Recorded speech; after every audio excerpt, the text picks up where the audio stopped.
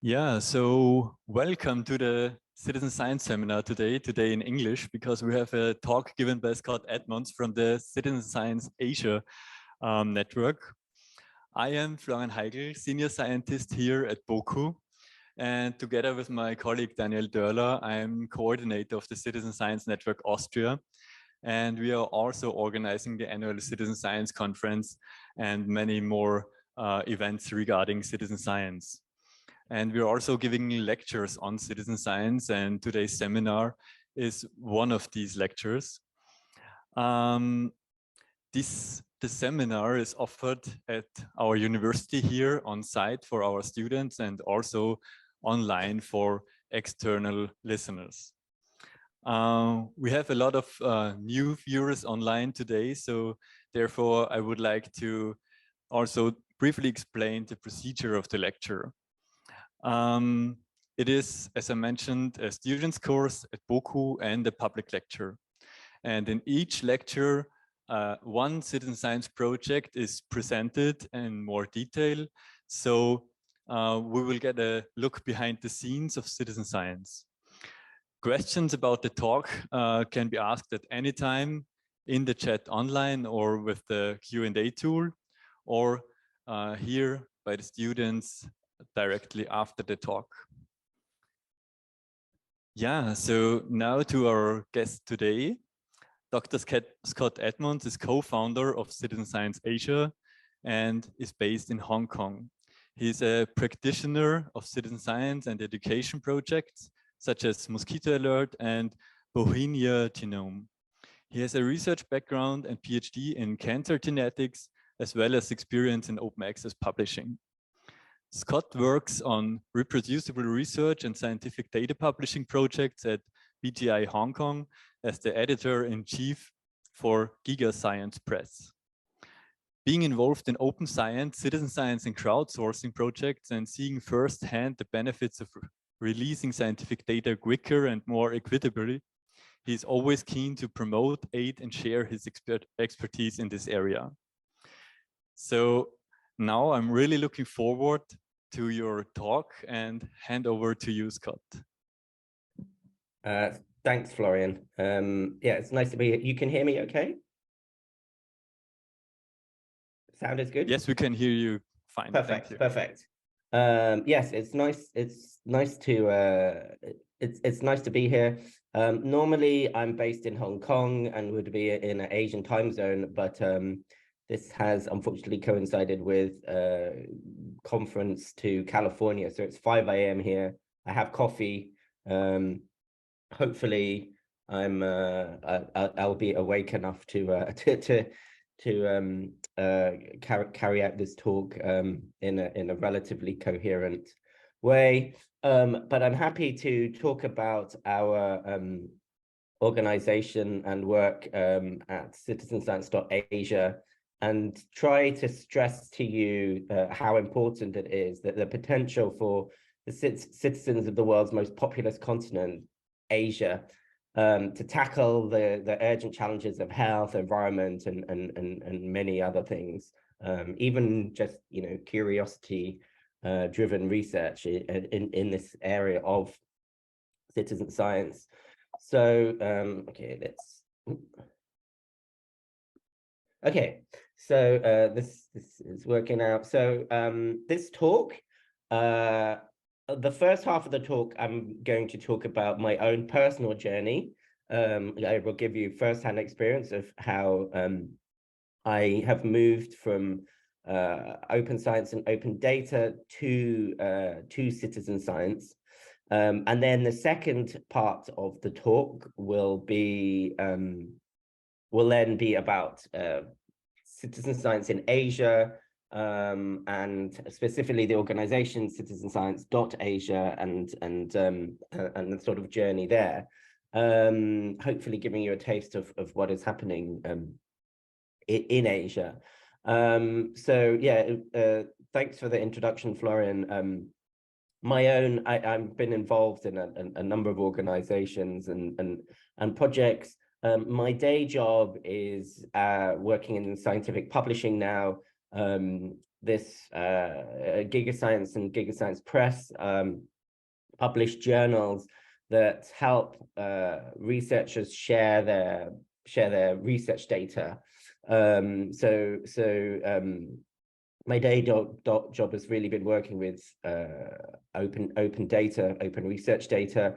And out of work, I've been involved in projects, voluntary organizations, and now an NGO has been registered working on open data in general, so government data mostly, and trying to use this in policy making and practice, and so yeah, I have this strong open science background, and but bringing the sort of research experience as well. So yeah, I'm trained as a molecular biologist, and from publishing research data, reproducibility in open science has been a big thing I've been doing for the last decade or so.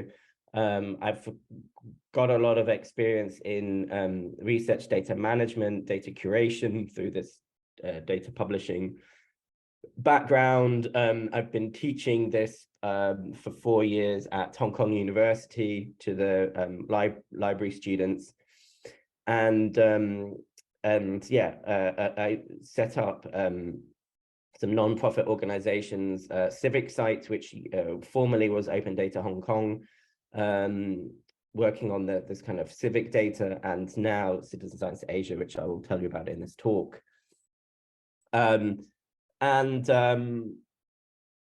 Publishing data is very important, but it's become particularly stark at times of crisis, climate crisis, pandemics, and so much of this is because of data gaps, because where there's a lack of data, all kinds of conspiracy theories can kind of fill this information gap, and we've really seen this with COVID-19. The WHO and others have termed this pandemic an infodemic, but we've seen this with other in the past with fears and stories about Ebola, about Zika, about monkeypox, many things like this. Yeah, as a data publisher, this has been something that's really driven us. And on top of data gaps, that scientists do need to need a better job just in general to convince the people that fund us, the public, the politicians. We need better scientific literacy. We need better trust. And this issue isn't just something, a problem in North America, in Europe. It's a big issue in Asia as well. People may think China is a big monolith and pro, genetically modified food and things like this. But an interesting survey of the consumers, the general public in China, about for example, their perception of genetically modified food, a significant percentage of respondents did not trust the government and scientists. The most surprising and kind of scariest figure was that up to 14% of the Chinese consumers polled thought that GMO foods and transgenic technology was a form of bioterrorism driven by the United States to basically poison Chinese people, right? There are even in Asia, there are some very anti-science, very science and technology skeptic views. So this is a global issue, and And where we are in Hong Kong, we saw this during the COVID pandemic.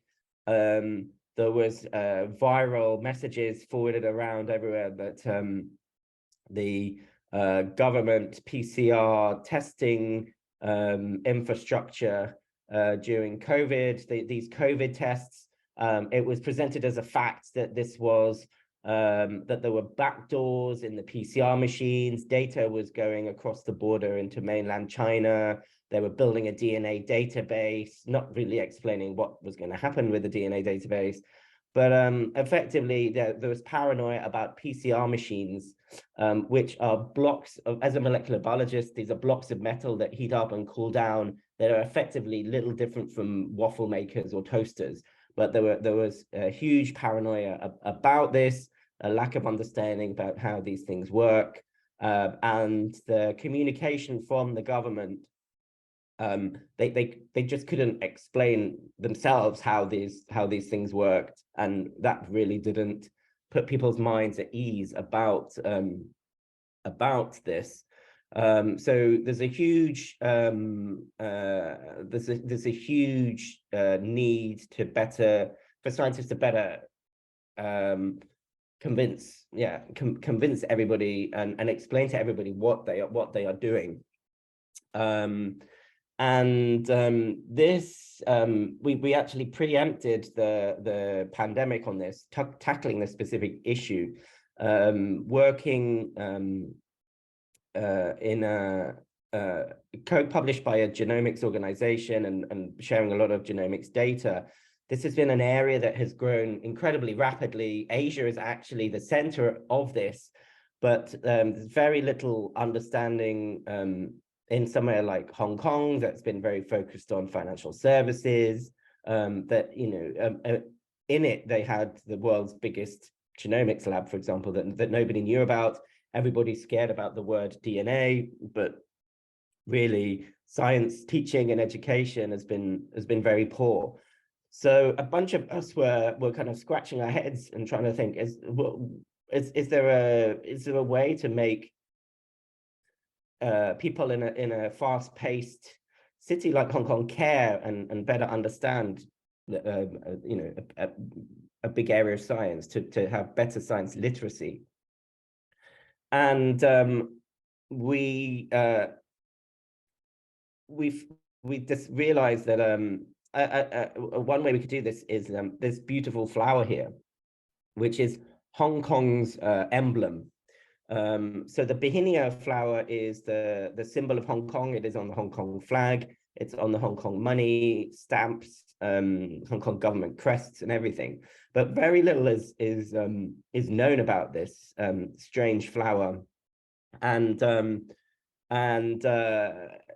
when you look at it, it's quite an interesting case study, because it should not exist. Even as far back as 1903, the Hong Kong government were asking the mysterious origin of this tree. Is unknown, and all efforts to identify them with any foreign species has failed. And it's an endemic species that was discovered by this guy, Jean-Marie de Lavey, a French, at the time very famous horticulturalist, who was recuperating in Hong Kong and discovered it up on a hike, and then took cuttings. And it's actually a sterile hybrid species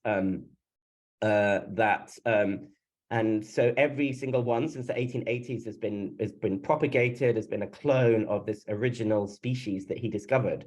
And so it's a very strange symbol. It's a very strange emblem for Hong Kong, if you look at it from this perspective. And the origin has been unclear. We don't know the parental species.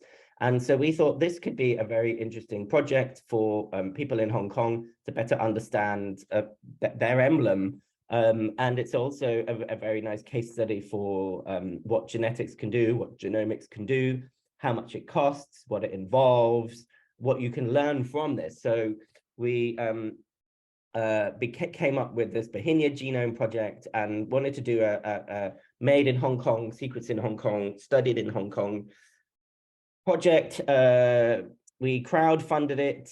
And what, tried to do this whole thing without spending a penny of government money.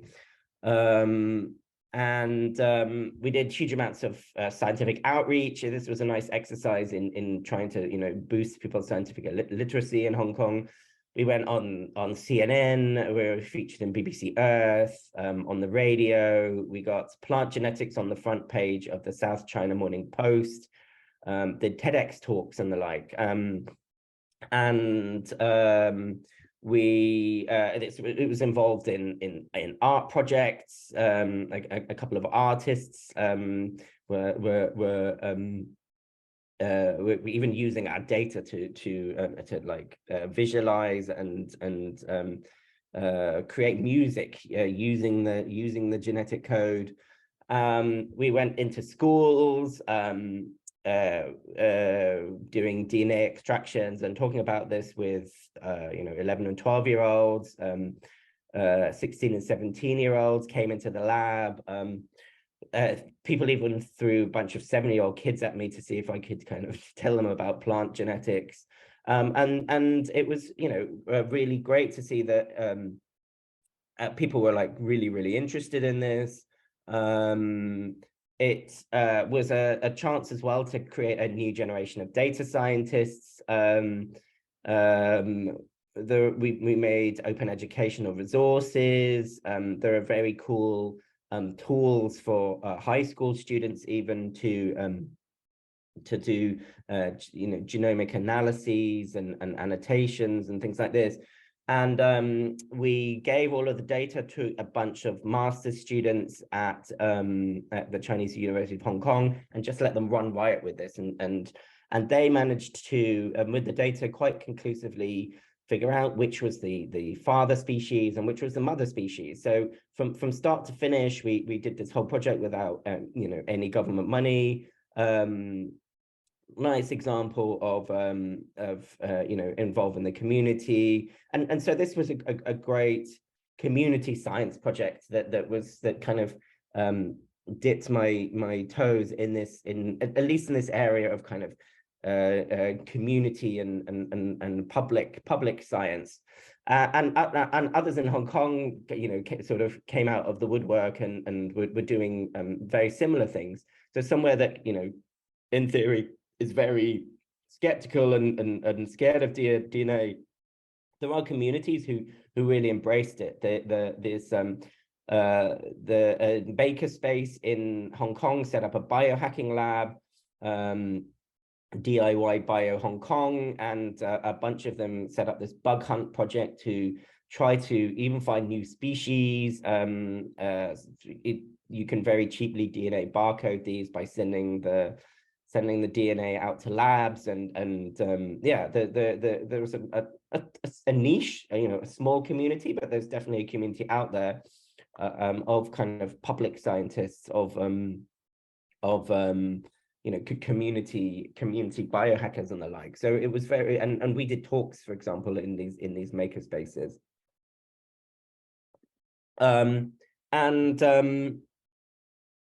To this audience, I don't think I really need to go into definitions of citizen science in that much detail. Hopefully, if you've been studying this course, or if you're interested in citizen science, you kind of know what it is. I really liked this quote from the Citizen Science delegation at the UN Environment Assembly several years ago that I will talk about in a little while. That the statement was talking about professional science alone cannot provide information at the scales and resolutions necessary to understand environmental change. The dominant culture of scientific expertise does not account for different ways of knowing and often fails to engage the public. And we were very my experience and this project kind of started, this was kind of 2016. We put a lot of effort into this, engaging the public part. Another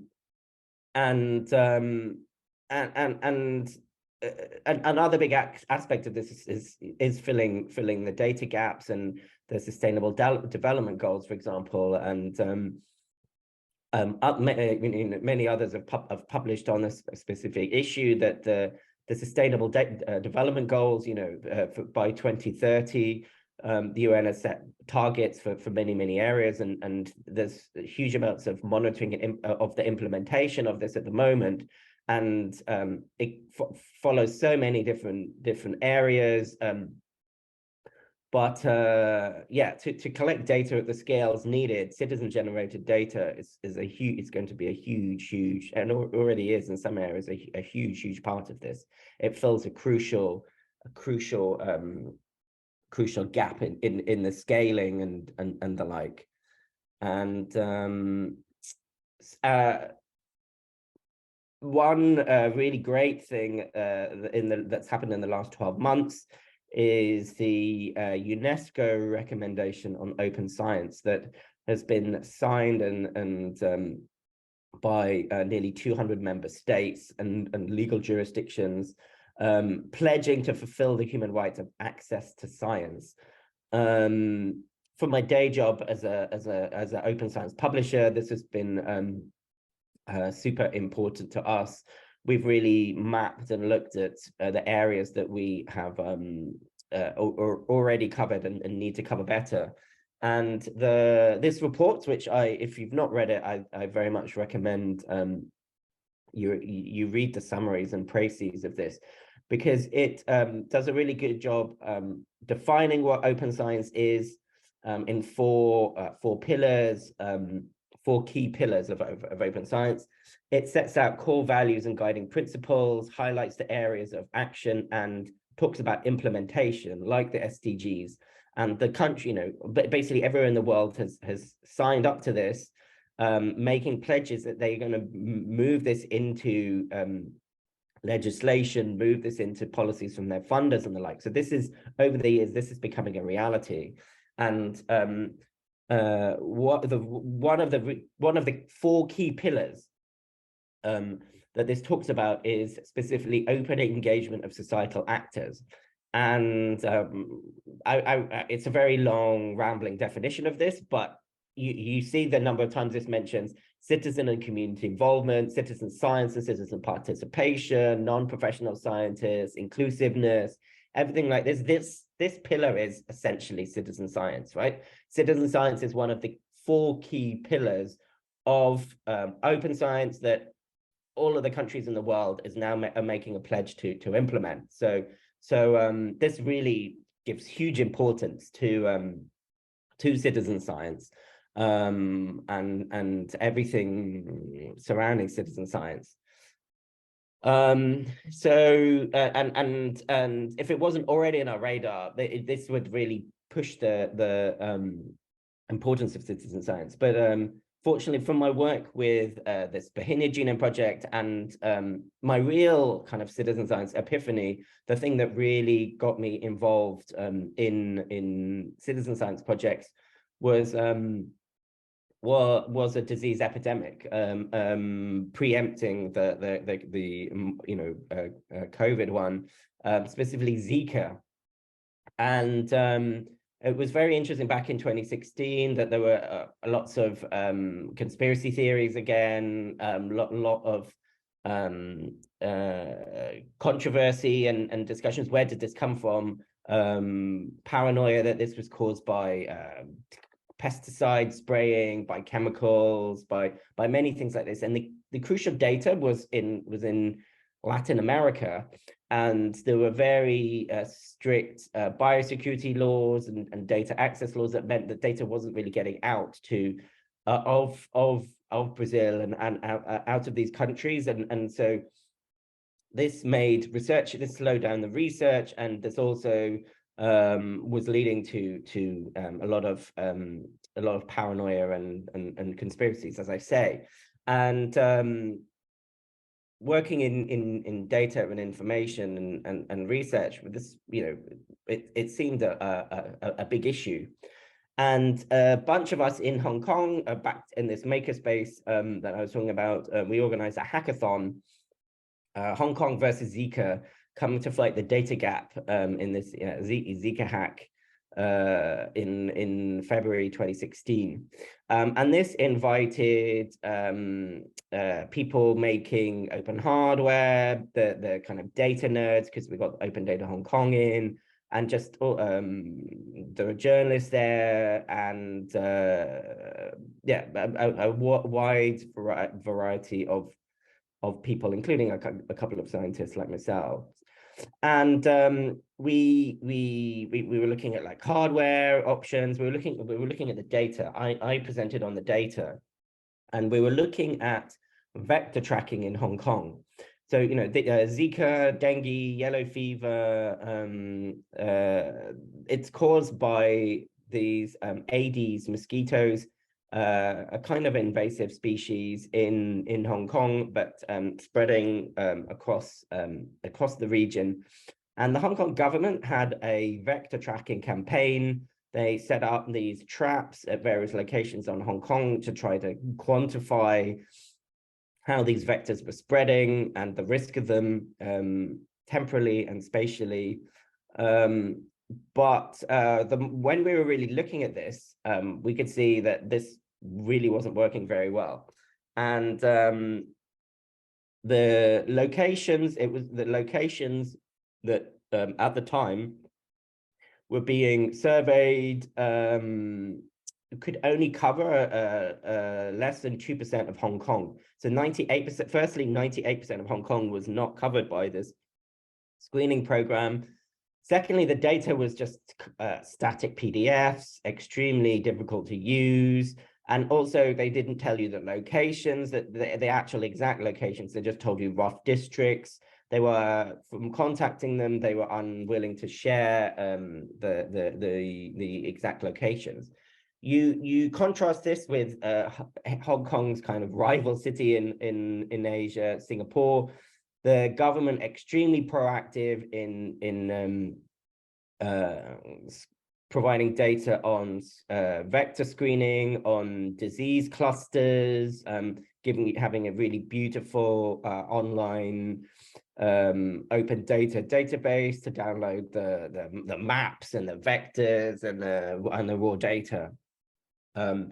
So Singapore, like a really good example of what can be done with open data, and Hong Kong, a much more kind of backward example, unfortunately.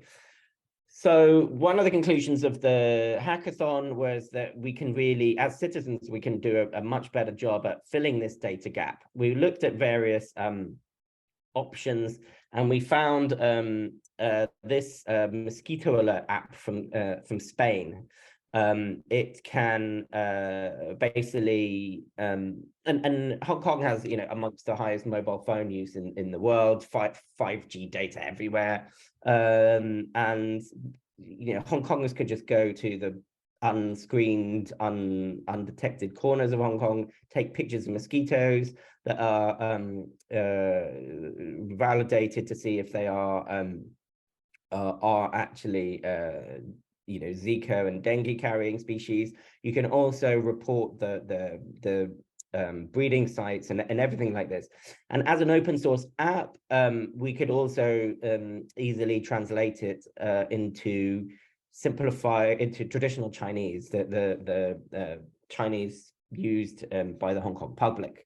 And so we translated the strings, the language strings, and made the team in Spain was super happy to update it, and so it become a tool that people in Hong Kong could use. We did a bunch of outreach. We went on TV. We went in the newspaper, and we worked with a great school, the Chinese Foundation Secondary School in Hong Kong, and they set up a bunch of student projects. Taught a bunch of their kids how to download and use the app, and then sent them off around Hong Kong to take pictures of mosquitoes and hopefully not get dengue at the same time. And it was great to see them mobilize and use this and start creating data.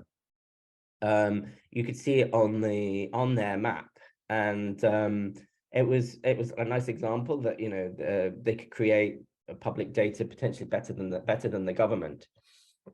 Now, this was just a bunch of volunteers. A bunch of us were sort of doing this outreach from at least from this kind of Zika perspective.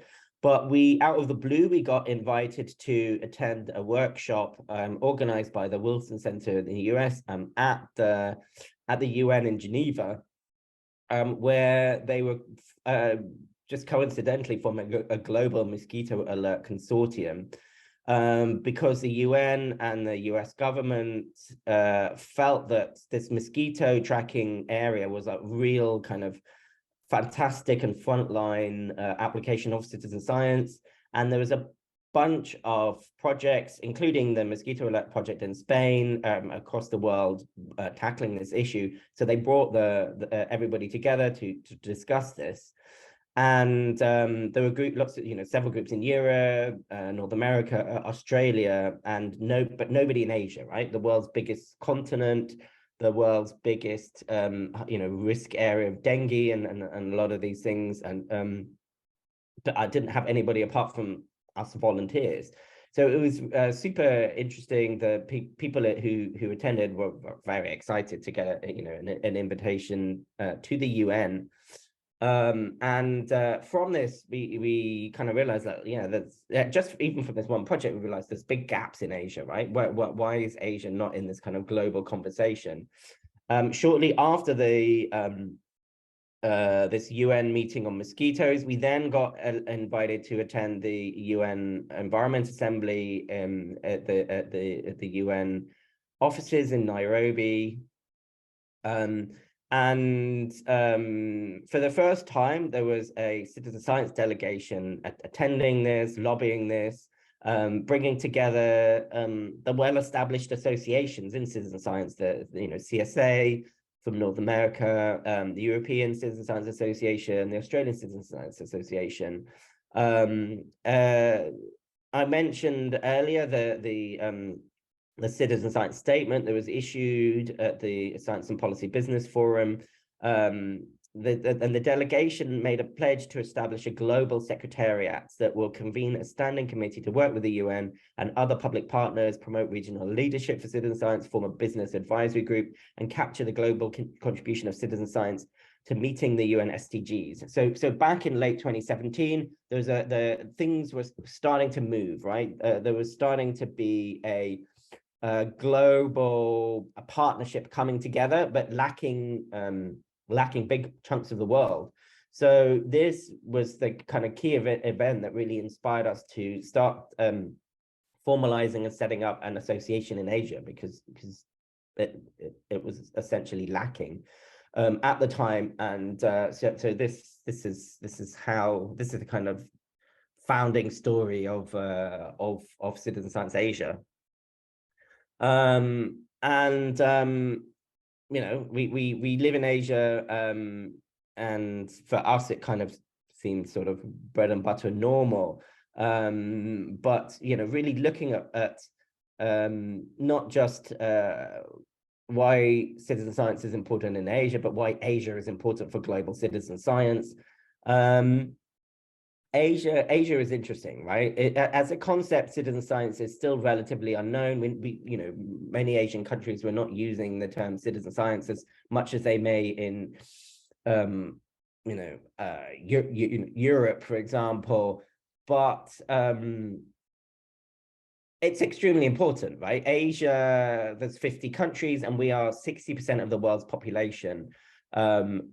That we were, a huge chunk of the world, but we're not currently we've not been represented in these global conversations in everything to date that the CSA and EXA and the other associations have been doing, and at meetings like the UN one that we attended.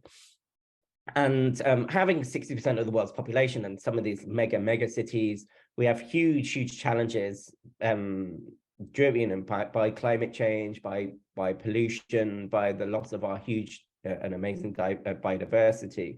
So it's very critical to include Asia in any dialogues, in any policies, to embrace this diversity of people and diversity of environments. So it is extremely important to engage, develop, and coordinate Asia alongside these international groups in the global citizen science movement. And you can really see this in the biodiversity area, right? In species richness, if you're really tackling the issue of and quantifying the issue of biodiversity. So this was a great paper that was published a couple of years ago, and these two maps are really important, right? So if you look at the top globe here, so red is species richness. The more red it is, the more species there are. And if you look at where all of the species in the world are, they're in this kind of middle zone in the middle of the globe, right? So Central and South America, Central Africa, and South Asia, Southeast Asia, right? This red zone goes right through the middle of the world and right through the middle of Asia, and the most densely populated parts of Asia. So all of the biodiversity is here, but if you look at completeness of biodiversity records, right, where the data is being captured by historically scientists, this red zone, the red rich zone here is this blue and gray zone on the second globe, right, the lower down map. So all of the data is missing in the area of richest biodiversity, right? All of the actual data on species is clustered in Northern Europe, North America, Southern Australia, which has a lot less biodiversity.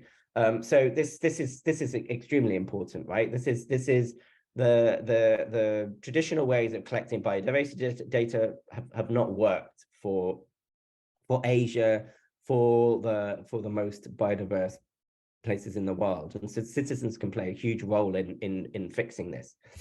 Another big advantage of Asia is our obsession with education. There's the cliche of the tiger moms and the tiger dads, for example, and STEM education is huge. And Asia is really good at this. This concept of jamborees, jamboreeification, of Olympiads, of competitions with school kids, university kids. Asia actually wins lots of these things. iGEM, the Maths Olympiads.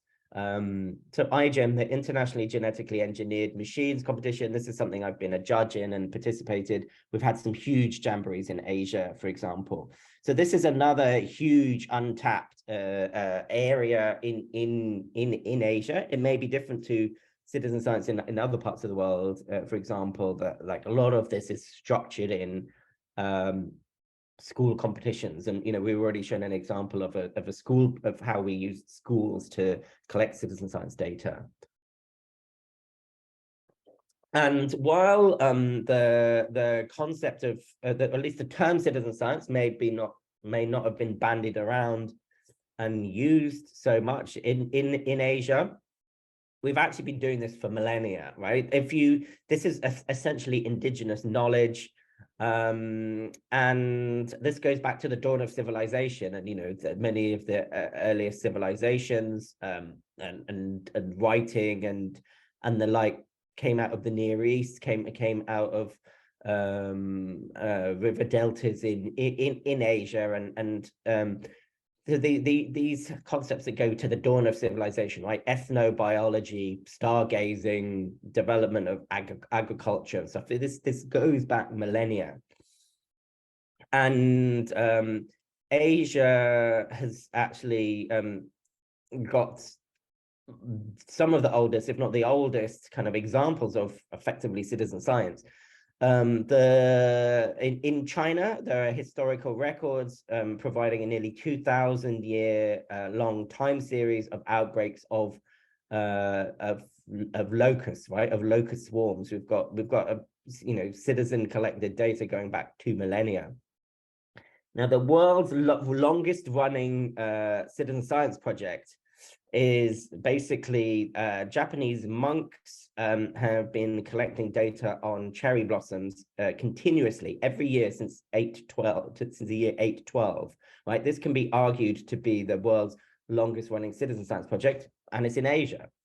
And both of these projects, this data has been used in climate models, in very interesting studies that show can demonstrate climate change. Right, this is research ready data collected from millennia old citizen science projects.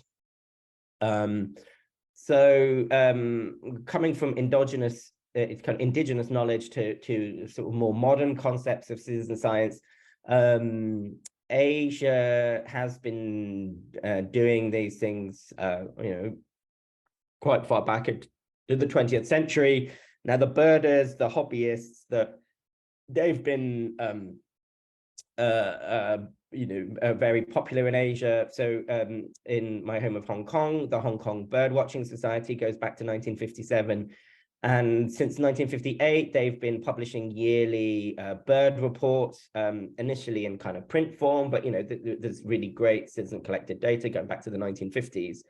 And Hong Kong, there are many of these similar kind of hobbyist kind of non-professional societies in various areas, such as like the Hong Kong Entomological Society. They've been publishing bulletins going back a couple of decades as well. And you can see this in India, you can see this in Thailand. The BBC, the Bangkok Birds Club, goes back to the 1960s. This organization is now the BCST. So, a lot of organizations have got histories going back to, mid 20th century in areas that are kind of seen as unclassified citizen science now, right? The more traditional citizen science. So there's a lot of this stuff happening in Asia that happens everywhere else. Bringing things a bit more up to date. Everybody in Asia loves Facebook, for example. And these kind of hobby groups then digitize in the last decade or two. And there's a huge number of informal, some of these things were on like earlier internet forums, but they've mostly migrated now onto Facebook. Hong Kong, we've got Hong Kong Snakes, Myanmar, Thailand, they have kind of Facebook snake identification groups, Sea Slug Thailand, the Hong Kong Jellyfish Project. There are all of these kind of unstructured internet forums that bring together people doing kind of internet, doing kind of citizen sciencey things, collecting data, but just in an unstructured, they're all kind of like paywalled and locked up in little Facebook groups and the like. But this is a big thing all over Asia.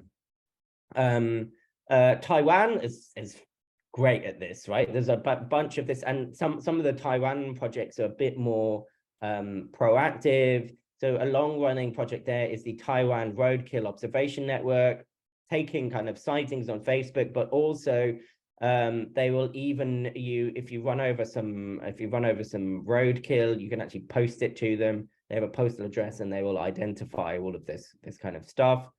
This is one of the kind of longer running projects in Asia. They've also got a great turtle spot Taiwan, spotting green turtle, getting citizens to spot and ID turtles migrating in Taiwanese waters, for example. And yeah, Taiwan has been very proactive in this area. But these unstructured, paywalled, kind of non-connected data streams have started to be more formalized initially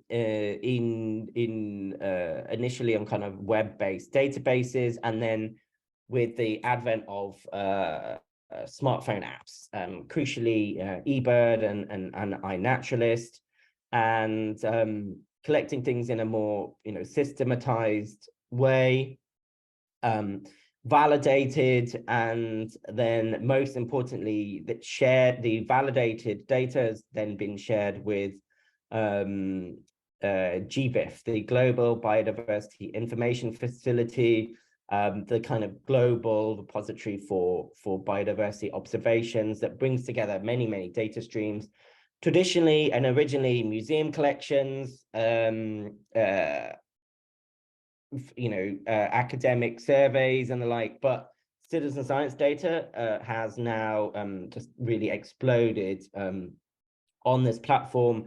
And eBird and iNaturalist have been like the big ones, but there's many other smaller projects and platforms all feeding into this amazing repository that has really kind of dataified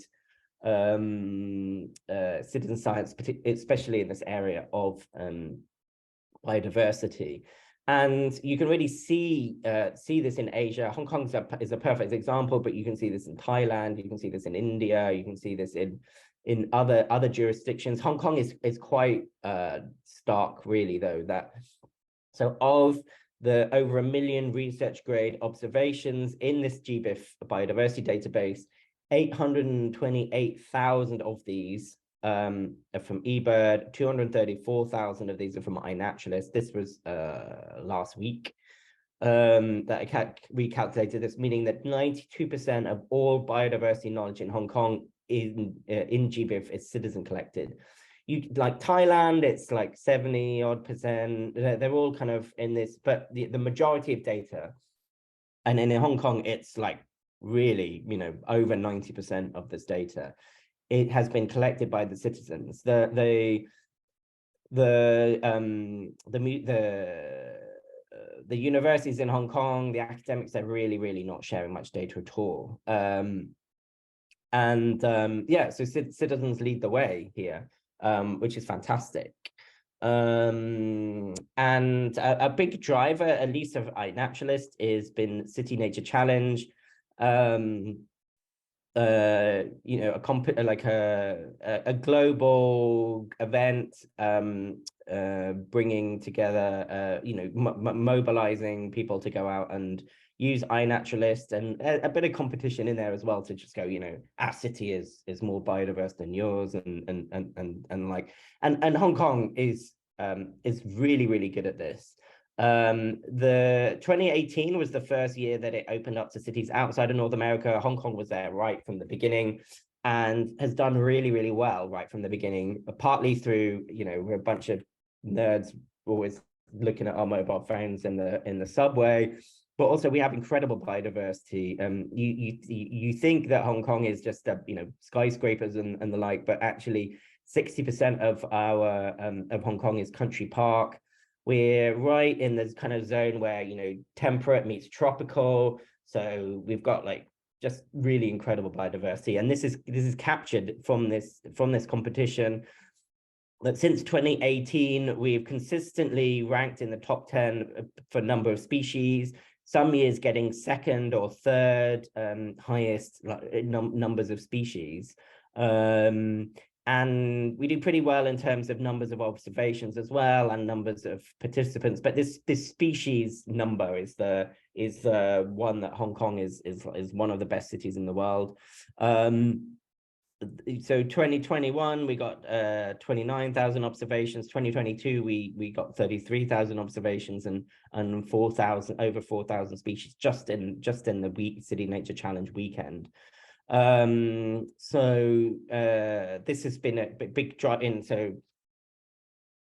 it adds observations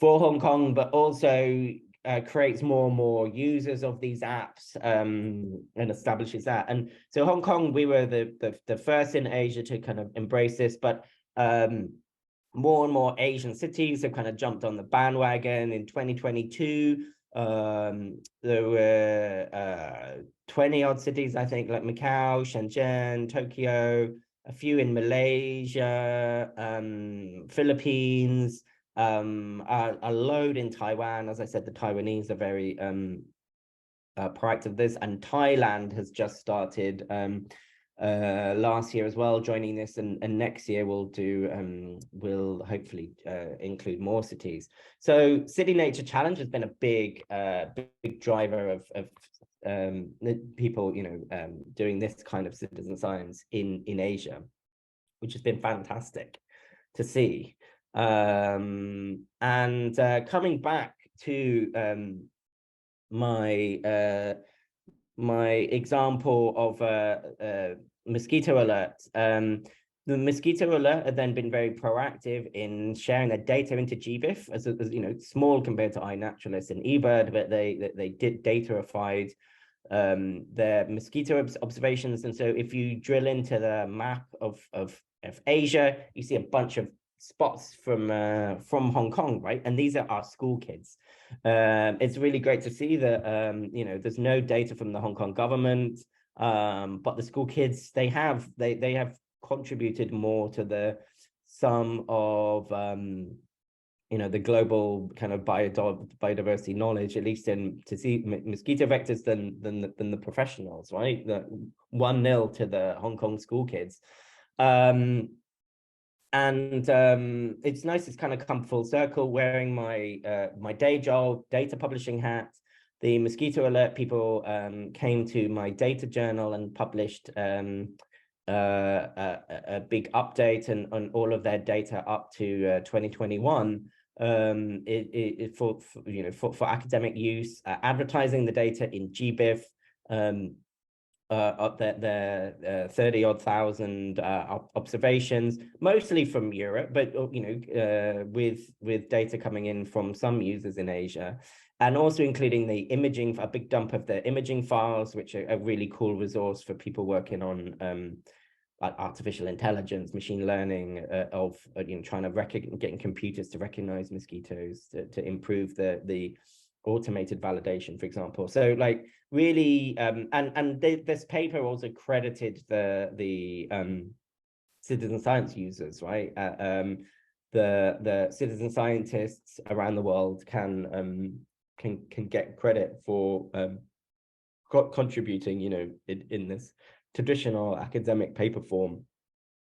Coming back to the Taiwanese examples as well, they've been super proactive in digitizing and sharing this data. So the roadkill observation network that I mentioned, they're in GBIF, which is fantastic, but quite a big data set, 46,000 occurrences, really showing biodiversity in Taiwan, randomly from things that have been run over by cars.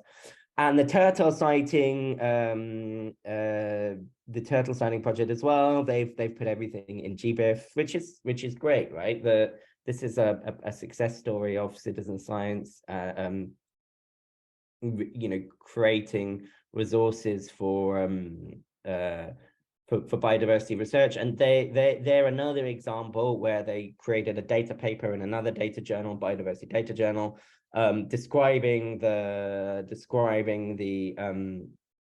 data in GBIF, but in a kind of academic paper form. So this is great, you know, from Facebook to GBIF to scientific publications. This stuff is happening in Asia, right? It's spotty, you know, places like Taiwan may be more proactive than this, and you know, different places have different strengths in different areas. But this approach can go beyond biodiversity as well, to tackle other problems, particularly the environment. So probably in citizen science circles, the most famous project to come out of Asia is Safecast. You may or may not have heard of this, but this has been a really big project, starting initially from radiation monitoring, but now also creating data streams for air monitoring. They even did a COVID symptom monitoring project using this infrastructure, but it came out of Japan. It came out of the Fukushima nuclear crisis, where there was a big shortage of radiation detectors, so they mobilized people to create open source radiation monitors, and then create a big network and collect this data. And so you can see in Hong Kong that, you know, there's a bunch of Safecast users. There's live streams as well for radiation and air. So for their anniversary in 2020, they announced that they had over 150 million data points. I'm not sure what it is now in 2022. It's going to be significantly higher than this, but it's the world's largest public domain radiation data set, and yeah, as I say, they have these other data streams.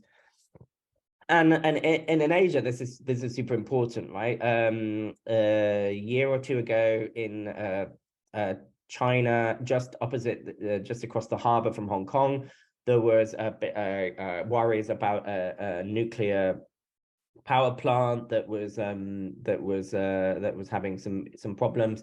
There's no data coming from this, no kind of government data anyway, but you know, there's huge potential for people with these citizens with these monitors to look to see if there was any, you know, increases in radiation. You can see here how close kind of at the time Safecast sensors were. In Ukraine, just this year, there's been the big Geigis for Ukraine, where people have taken Safecast monitors all around Ukraine, especially around Chernobyl and some of the nuclear power plants there, that there's been a lot of concern of being, you know, being attacked and maybe leaking radiation. Back in September, they had over 300,000 data points. So it's super interesting to, you know, to see from the citizens, you know, on the ground, literally on the front line, you know, data being produced, you know, all thanks to a project that originally came out of Asia. This kind of open source monitor approach, there's been work in Asia, public lab in China. We're trying to do similar monitors to attack, you know, to look at water pollution. There's a great team in Guangzhou doing stuff. Air pollution monitoring is a big success story in Asia. You know, we've got we actually have the cities with the worst air pollution across the continent. And so there's been a lot of citizen monitoring efforts. These networks, you know, a bunch of people in Hong Kong have got sensors connected up to these sort of public networks. There's been good initiatives in the Pakistan Air Quality Initiatives is one to highlight. People have tried to do this with apps like the Earth Challenge app. We were playing around with it to you know, you take pictures of like white paper to see if there's any, you know, the air quality, and that doesn't work quite so well. But there's a hell of a lot of people tying, you know, doing monitoring through sensors. And a good example of this is Myanmar. So there's been the Air Quality Yangon project, and this kind of contrasts and really shows how stark these issues can be in Asia. So the last global open data index, it hasn't been carried out for a few years, but the very last one that they did, Myanmar was last in the entire world, right? It has the worst, has, you know, officially the worst open data sharing in the entire world, at least the last time they did this index. And it may have got a bit better after it, but then after the military coup, I really don't think you will have seen any improvements. So, you know, zero data shared for air, water, and weather data. So this Air Quality Yangon group set up air pollution monitors across Yangon, the biggest city in Myanmar, recording PM 2.5 in real time, provide and bulk data form. So and writing nice daily reports for Myanmar citizens in the Myanmar language, saying, you know, today's a good day, today's a bad day, you know, it's unhealthy, you know, a sense of groups, watch out today, and the like. And it was a nice success. But then the military coup happened, and the founder of this has fled the country. Some of these monitors are still running, but you know, some of their data was showing that you know, air pollution coming from leaf burning on you know, military bases, and the kinds of data that does not go down well in the current post-military coup environment in Myanmar, unfortunately. So it's got a lot harder to do these kinds of civil society projects. And this shows that the challenges that we may have in Asia. Air pollution in China has been a huge area. We've had some very cities with very bad air pollution. There has been a lot of proactive efforts to improve this. And the potential for citizens, there's been apps in China. People have been collecting sensors, have been setting up sensors, but individuals collecting data is fine. Once you start networking in this and sharing this on the internet, then it potentially becomes an issue under Chinese information disclosure laws. There's a nice paper kind of summarizing this thing, but they do have public data coming through, this TAP database, for example. There has been success in apps, and the government likes citizens creating data as a kind of early warning system, but they're a bit jumpy about and a bit nervous about once you start collecting this data into networks that they may not control. And so these sort of centralized databases coming through the universities and through kind of government agencies, they're less worried about. And these are the big issues that we deal with in Asia. Big successes, but also our governments may treat these issues a bit differently to what you are potentially dealing with in the West. So working in citizen science here, we have to be a bit more careful with our language, how we work with governments, how we work with agencies here. So the Asian context is a very interesting one. But CitizenScience.Asia, this is all stuff that we have to really think about and deal with. So yeah, as I say, we informally founded in 2017 to address this lack of representation and provide a unified voice for Asia and join these global discussions. So it took several years to then formalize it. There's been a lot of bureaucracy and things have happened in Hong Kong over the last couple of years. So, but finally, 2020, 2021, we became a registered non-profit charitable organization in Hong Kong. Last year we finally managed to set up bank accounts and auditing and all of these kinds of things. So we are now officially it took a long time, but we are now a formalized organization. With the belief that everyone has the opportunity to contribute to knowledge discovery, affect positive change, build grassroots connections, and conversations in Asia and beyond. And we've just to give a quick final overview of our organization, we've set up a number of pillars and things that we've really tried to focus on as an association, right? We don't do hands-on citizen science, but we are here to build connections, facilitate dialogue amongst practitioners and projects across Asia. This community pillar, we talk to local contact points across Asia, trying to get people to act as ambassadors to communicate and understand each chapter's specific motivations and concerns, right? These typical Asian and national issues, collecting and inventorying information on the projects here, interviewing citizen scientists and trying to amplify their voices. There are huge challenges that we have that you might not have in North America or Australia. The diversity of language, culture, socioeconomic levels, and so how do we communicate to across all of this? And as I mentioned, we have some political issues in some countries and jurisdictions as well that are challenging. We want to build capacity building. I mentioned how important education is in Asia, and so there's huge potential to help facilitate these jamborees and inter-school competitions to incentivize participation and build this network of next generation of citizen scientists.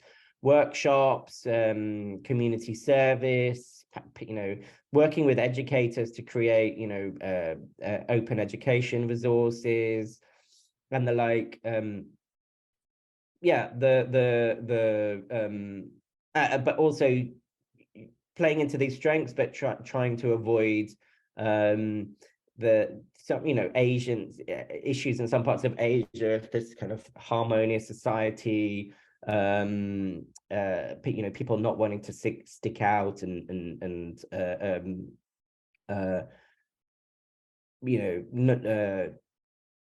face and pride and the things like this. So education is a huge part and needs to be handled carefully, and then build conversations as well. So having a participation pillar. There may be this lack of public awareness and literacy of science. There's definitely conservatism from a lot of the governments here, who may be very skeptical of things coming out of citizen groups, civil society. And so a lot of work has to be built to increase this trust. You name drop things like UN and SDGs and UNESCO recommendations. That works very well in Asia. Governments want to stay competitive in innovation, and STEM education, for framing things that way has a big deal, and we do need to get interest from the formal academics and NGOs.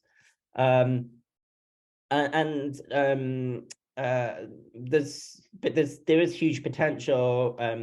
Just in October, the global partnership that I was talking about, it's finally, as that we formalized, so has the new Citizen Science Global Partnership. It's registered, and the secretariat is now based in Vienna at the IIASA. It's the first kind of host organization. And this has now set up with the traditional Citizen.Asia in North America, Europe, Australia, but now we're a formal entity. We've now joined the board, as has newly formalized Citizen Science Africa Association, and in Latin America there's this RICAP organization, and so it's a brand new entity, but this has huge potential now to work with and lobby the UN and just really there's huge potential here. We are now all formal entities, as this whole citizen science thing is formalizing and becoming the kind of citizen science civil society partner for all of these things in the UN and the like. So just quickly, our CitizenScience.Asia, we've been trying to connect people across Asia and the world. We've done published newsletters, carried out webinars. We have a YouTube channel collecting these videos, and also we've been publishing a Medium journal to as we gather information on projects. The key thing is providing these stories, amplifying the voices. Just a few days ago, we posted a new video. For example, if you go on our YouTube channel, you can see a really great video with Tanda, who is the founder and director of the Myanmar Ocean Project, doing really incredible work on ghost nets, illegal fishing of sharks and rays in the amazingly biodiverse waters of Myanmar, collecting really high quality data and feeding it back, but as a citizen, right? In Myanmar, which I showed has got was worst in the world according to this Open Data Index on sharing data.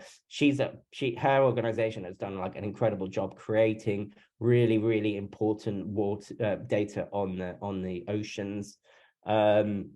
And so, these are really important stories that need to be told and amplified. And so, we've got a really nice video. We've got a number of great projects in Malaysia, Hong Kong, mainland China, and Myanmar, for example, that you can watch on our YouTube. We've got the website recently launched, and we've gone to big efforts to make this multilingual in Chinese, in Thai, in English. Again, capturing these stories and just being the main hub for this.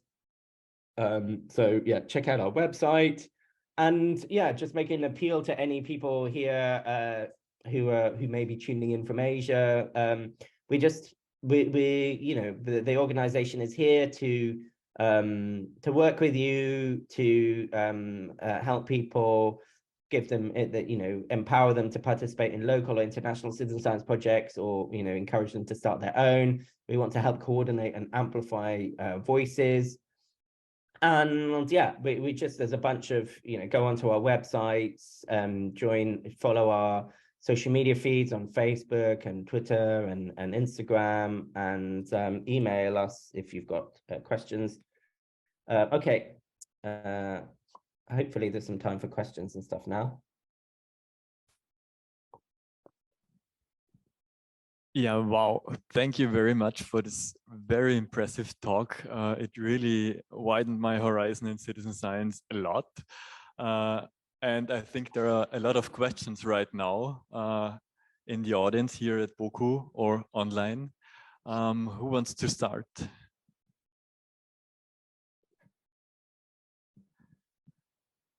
Okay, then I will start. It seems that citizen science in Asia is quite a bottom-up approach, and not so much led by universities or other institutions. Is that right? Or are there also citizen science initiatives coming from universities or NGOs and such? So you know, Asia is so heterogeneous, right? You can kind of do, like, there are, and Taiwan, for example, is like a much more proactive. There are, you know,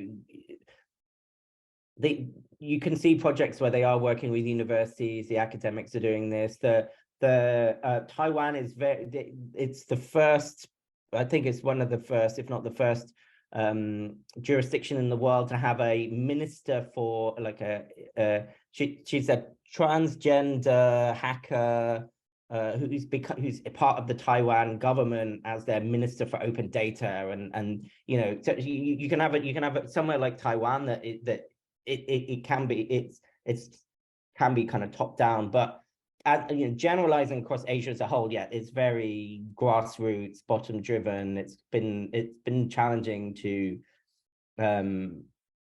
it has been challenging to kind of engage government, and which is yeah, like, where CitizenScience.Asia can play a big part to try to get these voices and start talking to governments. But yeah, that is a very big generalization, right? There are academic projects coming out of Japan, out of Korea, out of, you know, some places, but it's just very patchy, right? We're 50 countries and jurisdictions, and we're all very, very different. Yeah. Coming to this huge geographical area and big diversity, it seems that there's a citizen science hotspot around Hong Kong, or at least it seemed in your presentation back then. Are there also citizen science initiatives in Central Asia? So I'm sure there are. I'm sure we've set this organization up to represent Asia, and what is defined as Asia is, you know, if the Middle East wants to go off and do their own, you know, set up their own networks, they're welcome to. You know, there's ASEAN, there's, you know, we've had people talking from, you know, like, from the Caucasus, like, are we part of Asia? Are we not part of Asia? Whereas you know, there's this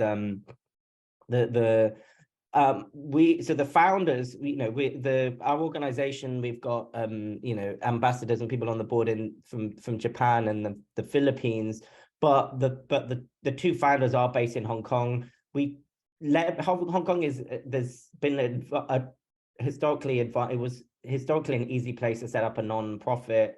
Actually, the bureaucracy's got a lot worse and took a lot longer. But we have a Hong Kong bias because the founders are based in Hong Kong, and that's why we may have captured more projects and voices from Hong Kong. And yeah, we've not really made any contacts in Central Asia, for example, but we should, and I'm sure there's really interesting stuff happening there.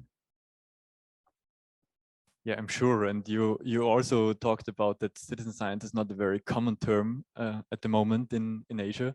But you also talked about this long history of collecting data and not by professional scientists. So are there any other concepts where scientists are involving the general public in data collection or somewhere else in the scientific process? Yeah, these are all yeah, this is stuff we need to do we need to find these stories and find these. Yeah, we like, I have to admit that, yeah, there's just a few of us. We're in our little Hong Kong bubble. We need to start getting these stories out. We've done a bit of surveying. We're finding some of these stories. We're amplifying some of these stories, but we do need to yeah, we found, if you look at some of these projects we've captured and have videos from, there's a Hong Kong University ant professor who's been doing citizen science projects on ants and getting the public to like collect ants. So there's definitely stuff happening in data collection, in the civil society in China doing biodiversity projects. But yeah, we're still at the kind of information gathering stage. I'm sure there's a lot of good social science work and academic research looking at these in various countries and communities. And yeah, we're at the stage where we need to really capture this, really study this, because Asia is really fascinating. Yeah, I think we can learn a lot from each other here, because here in Austria, or I think more or less in whole Europe, citizen science is dominated by the academics, and it's more or less a top-down approach. So there are not so many grassroots activities in citizen science at the moment here. So maybe here we can learn a lot from your approach. So are there any questions from the audience here? Yeah.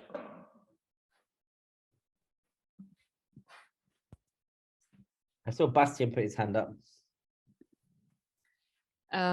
Thank you. I didn't really get how the projects with measurements, like the air monitoring, water monitoring, works. Like, how are people able to measure that? So again, it varies on the location they are in, but like there's a lot of distributed international networks that people have tied in. So if you look at this example, my screen is still being shared. There's this hacker people. There's a bunch of global networks already, and Safecast has an air network, and so people. There's a lot of people who have got PM 2.5, streams coming off their balconies and things like this from sensors, and they're connecting up to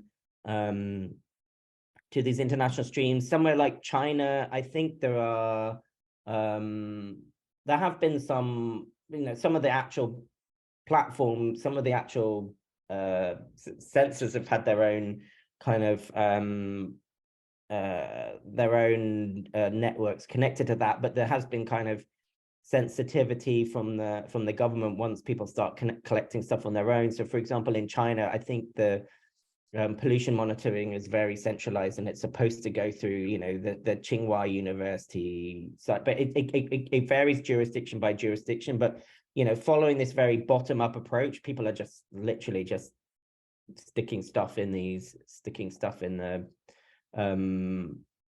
in some of these like just random international websites that you can connect up to. Okay, so people buy their own sensors and just put them somewhere and store them somewhere, because I was thinking of the financial resource thing as well, because to buy some measurement equipment is different than from spotting animals, because you need some equipment for it. Yeah, but so there are there's all of the open hardware community who are it is quite techy, and the quality of these things varies, but there are various kind of maker communities around Asia making open source ones, or it's a bit more centralized, the Safecast approach, where they provide all of the plans in an open hardware way, or you can buy a monitor. And a lot of these, if you look at these networks, like for example in Hong Kong, when you see these networks where you see where they are, they're quite often in maker spaces and hacker spaces, that the maker space will share one and stick it on their roof or something. So these, if you really drill into, or schools, right? Lots of schools are connected up to these things. And interestingly, Hong Kong, one school in Hong Kong was working with the US before the Hong Kong and US relations kind of went a bit off the rails. The US Environmental Protection Agency were actually doing a school project in Hong Kong and putting monitors on schools. So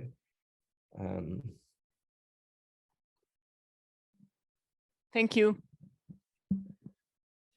Yeah, thank you for this very interesting question. This leads me also to one of my questions. Who is participating in most of the projects? So, because here in Austria, it's mostly academics participating in citizen science projects. So do you know anything about the background of participants in citizen science projects in Asia? So I can only talk about this anecdotally from the people who've contacted us, the people we're working with. This is by no means, and these are good things. These are things that now we're a registered entity, and things that we should do. That we really want more quantitative data on, like who are the citizen scientists in Asia. But anecdotally, and people we've come across, it is quite interesting. There's you have a very proactive school teacher, very proactive schools who can lead things. There are some academics and who are so in Hong Kong and Taiwan we know, and Japan we know academics who are in a more European, more to your European experience, that academics have driven this in some places. There's the maker community and the open hardware community doing things, and then there's activist driven people as well. And I've shown you some of these examples. Some countries there are kind of political issues with data and transparency, and there are interesting civil society groups in the Philippines. There are local chapters of Public Lab who are more kind of advocacy driven, that they want to know, they feel that there's a factory that's polluting polluting their neighborhoods, their area, and they are they can't get information from the government from this, so they're collecting their own data, collecting their own I went with Hong Kong has problems with e-waste, or historically had problems with e-waste, where there were basically triad gangsters in the kind of lawless kind of border regions of Hong Kong were doing illegal e-waste dumping, and so activists were collecting soil samples and kind of citizen data to try to kind of quantify these things. So we have this there's very interesting examples of really bottom down activist driven things in Asia, but I don't know how these are all anecdotal stories connecting how big a part all of these different groups play. I have no idea. This is something that should fall under our remit, is to quantify this. Yeah, thank you very much. Unfortunately, we are already at the end of our lecture. So thank you very much again for your talk and also for getting up so early for us. Yeah, I hope to meet you in the future, maybe on a meeting at the CSGP here in Vienna. Yeah, and thank you again and have a nice day.